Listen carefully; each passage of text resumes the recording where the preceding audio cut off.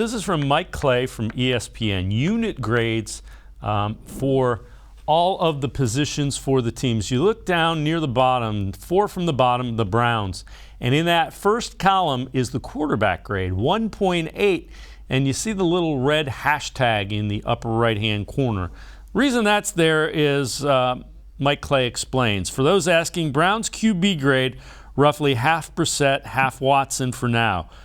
Jacoby will be a bottom 5 starting quarterback if he fills in. That's reflective of that grade. It's important to note, Clay still projects the Browns to win 9.1 games with Jacoby Brissett starting 5 of them. And when I looked at that initially, I was like, okay, the quarterback position is the one that the Browns feel like they've upgraded significantly with Watson over what they got in 2020. But that explanation seems to make a little bit of sense.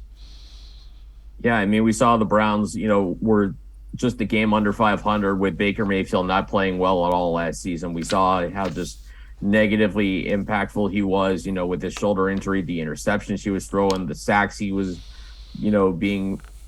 sacks that he was giving up in those situations, the batted passes, holding on the football too long, inaccuracy.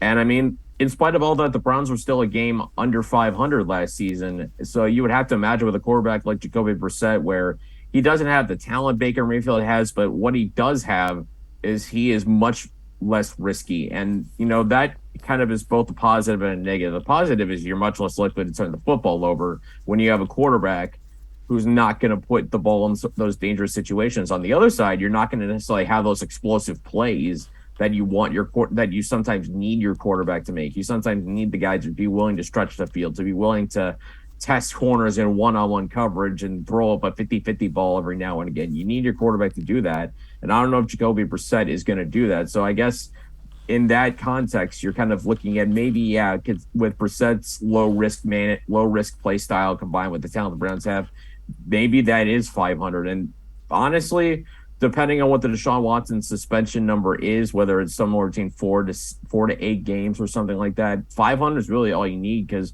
when you get Deshaun Watson back and again gets a game or two to knock the rust off, we know the talent he has. I mean, 2020 he put up sensational numbers on a Texans team that was 4-12, and honestly, probably lucky to be 4-12 because Deshaun Watson was that good when the rest of the team wasn't good at all.